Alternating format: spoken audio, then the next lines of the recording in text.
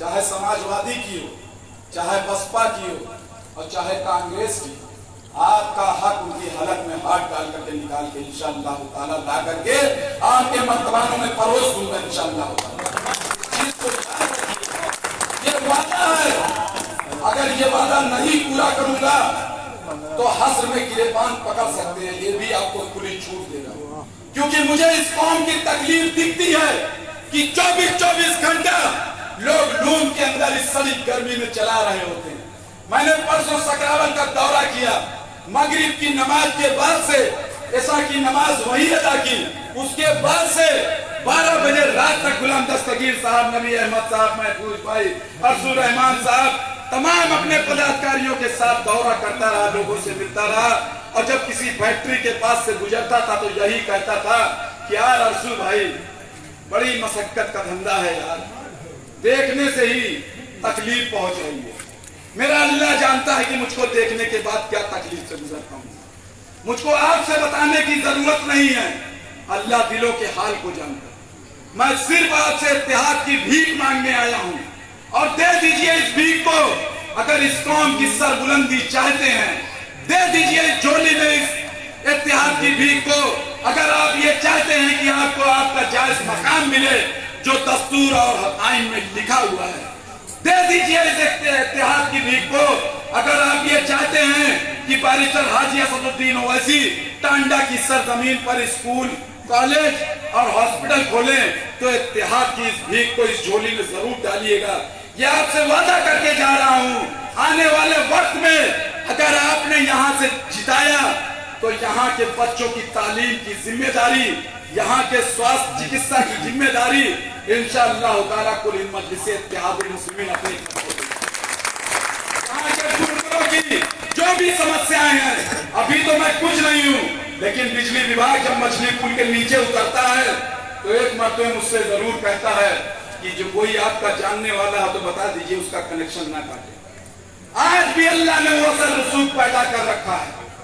कुछ नहीं हूं मैं, एक हकीर सा बंदा हूं अल्लाह की नजर में, लेकिन अल्लाह ने मेरी नीयत से, मेरे अज़्म से, मेरे हौसले से आज हर सूबे में, हर कोसे में, हर जिले में इरफान पठान को चाहने वालों को पैदा कर रखा है। मैं चाहता हूं इस सरजमीन पर जहां मैं पैदा हुआ हूं, यहाँ के लोगों के लिए कुछ कर गुजरूं, यहाँ के लोगों के लिए उनका जायज मकाम अदा कर सकूं, यहाँ के लोगों के लिए, अपनी आने वाली नस्लों के लिए उस उजाले की व्यवस्था कर सकूं जिसमें उनको रास्ते ढूंढने में तकलीफ ना हो। मेरे भाइयों, इस छोटी सी तकरीर को बड़ा समझिएगा, बात बहुत सारी है, बहुत ऐसे मरहले आए जब इरफान पठान को जिला बदर करने तक की कोशिश की गई, सिर्फ इस वजह से कि जब तक ये रहेगा हम कहीं छापा नहीं मार सकते, जब तक ये रहेगा हम गाड़ी चेकिंग में किसी को प्रताड़ित नहीं कर सकते।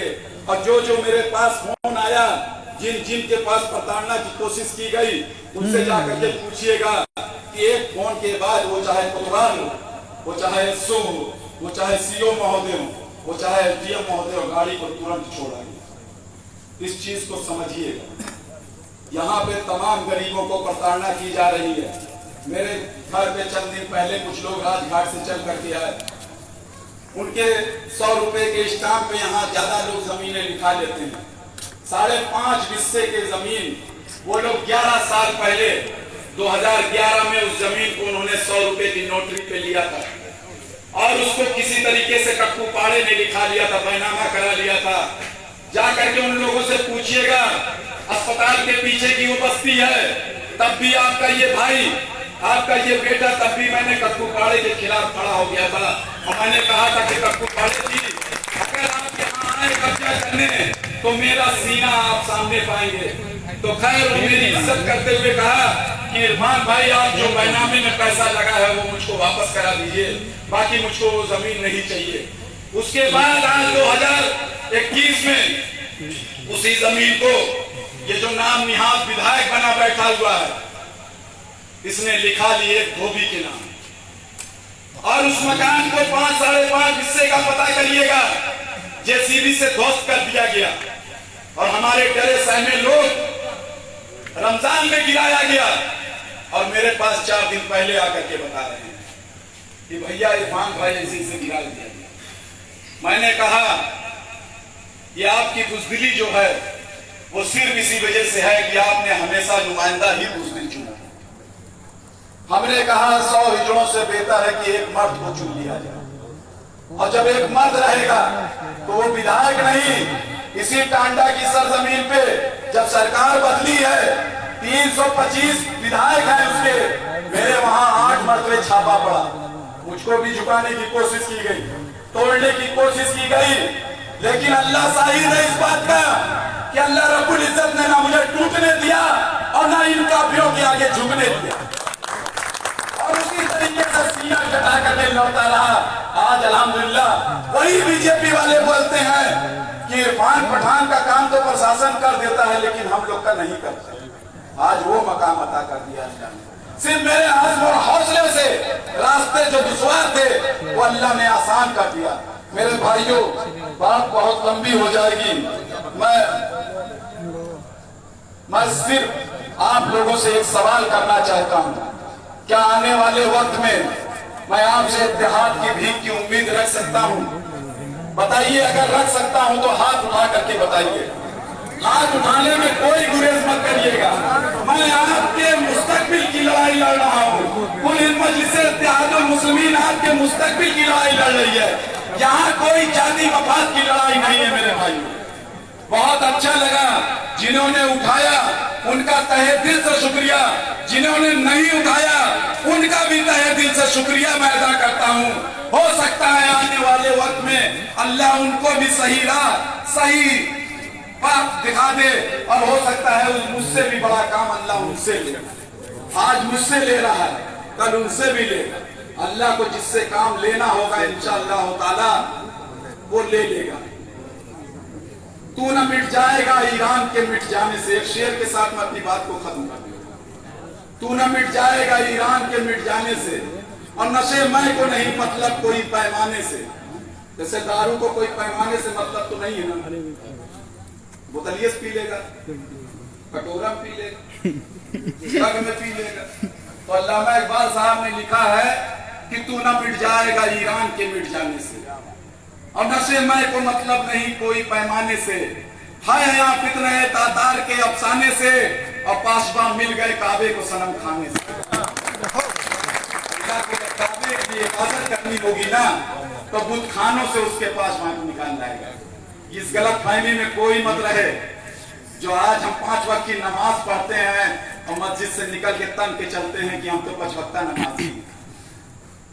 आज हम अगर 30 रोजा रख लेते हैं तो हम तो मार अंदर से फकरियां रहते हैं फक्र में कि हमने 30 रोजा रख लिया। नहीं मेरे भाइयों, ये तो फराइज है, इसको तो हमको करना ही है। जैसे पहले पेपर आता था, ऊपर लिखा रहता था प्रथम प्रश्न निवार। कितने लोग पेपर दिए? लिखा रहता था ना कि प्रथम प्रश्न निवार। पहला प्रश्न छोड़ो, नंबरवा कटा। लेकिन उसके नीचे जो छोटे छोटे क्वेश्चन है, अगर उन्हें करिए तो पास हो जाइयो ना, हुई ना, वो में ज्यादा नंबर रहता है। एक नंबर आता, आधा नंबर की नंबर हो दिया। तो मेरे भाइयों, ये प्रथम प्रश्न अनिवार्य है। हज, रोजा, ज़कात, नमाज, ये अनिवार्य प्रश्न है। इसको एक मुसलमान बने रहने के लिए करना पड़ता है। लेकिन मोमिन की पहचान ये है कि वो जुल्म के खिलाफ खड़ा हो। जैसे इमाम हुसैन रज़ी अल्लाह ताला अन्हु ने हमको इबरत दी। एक मोमिन की पहचान है कि वो जुल्म के खिलाफ। ईमान के 3 ही दर्जे होते हैं, और इसके बाद ईमान का कोई दर्जा नहीं। मैं आपको यही बता करके खत्म कर दूंगा बात को अपनी। पहले अव्वल दर्जे का ईमान कि अगर अल्लाह ने आपको ताकत और इस्तिताअत दी है तो जालिम का मुकाबला अपनी ताकत से करिए, जुल्म को अपनी ताकत से रोक दीजिए। दूसरे दर्जे का ईमान कि अगर ताकत नहीं है, हमको लग रहा है कि हम जालिम से लड़ नहीं सकते, तो जबान से उसका मुकाबला करिए। कहिए कि तुम जालिम हो, तुम जुल्म कर रहे हो। और अगर इसमें भी आपकी जान जाने का खतरा है, बहुत लोग को तो चापलूसी का खतरा रहता है, बोले चापलूसी।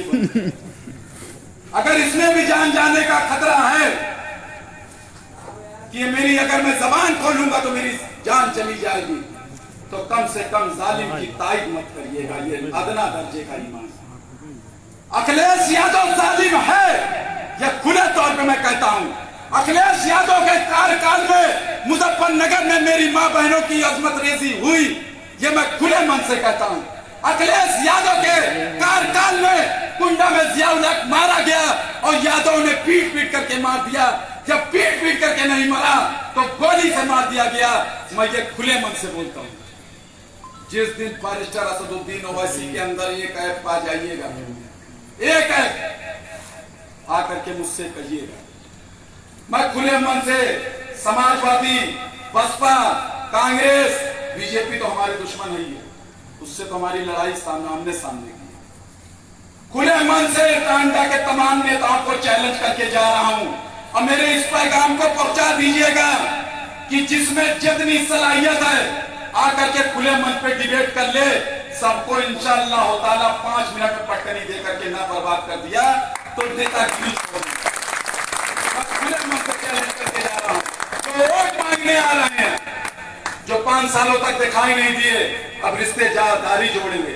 अभी तो एक और न्यूज है, देखिए भाई, तो अभी छूट जाती, बहुत अहम न्यूज है। यहाँ पे चंद लोगों का ऐसा ग्रुप है अलीगंज में जो एसी बस बुक किए हुए। क्या एसी बस? उस पे मस्जिद के इमामों को बुक किए हुए हैं कि इमाम साहब को वहां से हायर कर लो, उस मस्जिद के इमाम को हायर कर लो, उस मस्जिद के इमाम को हायर कर लो, उस मस्जिद के इमाम को। और वो मौलाना मुख्तार साहब के पास भी पहुंच गए। तो वो क्या चाह रहे हैं कि यहां से एसी बस में मस्जिदों के इमाम को भर करके रख कर लेकर जाएं और उस जालिम अखिलेश यादव के सामने पेश करें। अब किस लिए पेश करें? वो पुप्पा जो है, वो मशवरा पुप्पा दी, जिसको हम लोग सुबरात में खा करके पुप्पा करते हैं। वो पुप्पा ने मशवरा दिया है कि वहां जाना और इमामों को हायर कर लो और वहां लेकर के जाना। उस लड़के के लिए टिकट मांगना जो दिन में 2 मरतबे दिमाग की दवा खाता है। ये मैं भी प्रूफ दूंगा आपको। किस चीज की दवा खाता है? जिसका दिमागी तौजुन ठीक नहीं है, उसको यहां का प्रत्याशी बनाना। क्योंकि टांडा की आवाम जात बिरादरी रिश्ते नातेदार में फंस करके ये कहेगी कि बुप्पा का लड़का है, इसको वोट दे दिया। ये देखिए गिरी नस्लियत, गिरी सोच कि इस तरीके से इमामों को हायर किया जा रहा है। क्या आप इसके पक्षधर हैं कि इमामों को ऐसा करना चाहिए? क्या मस्जिद के इमामों को ये चीज करनी चाहिए? बताइए चर्चा करनी चाहिए? बताइए चर्चा करनी चाहिए?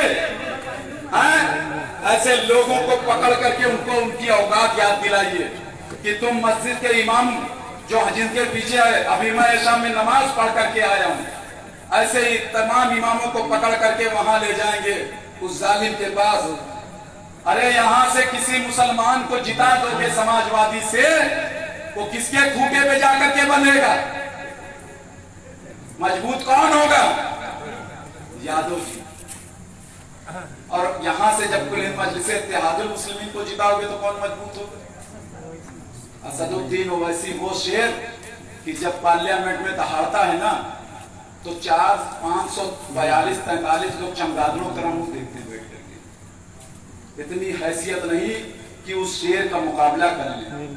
और जिस दिन वैसे वैसे हमने 10 शेर पैदा कर दिए, हिंदुस्तान के दस्तूर में जब कानून बनेगा तो हमसे पूछा जाएगा इंशाअल्लाह। और वो दिन दूर नहीं, वो आप दे सकते हैं अपने इतिहास से, वो आप दे सकते हैं अपने एकता से, वो आप दे सकते हैं अपने उम्मती के जज्बे से कि हम एक उम्मत हैं। कोई भी आए हमारा काज वहां मजबूत होगा।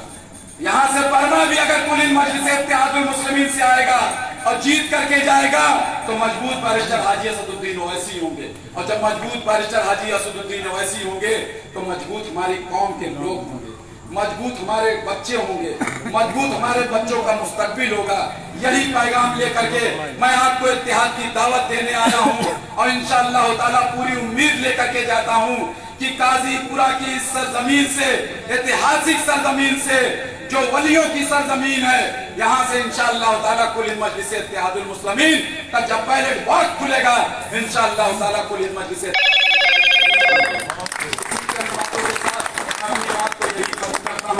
अस्सलाम वालेकुम रहमतुल्लाहि व बरकातहू।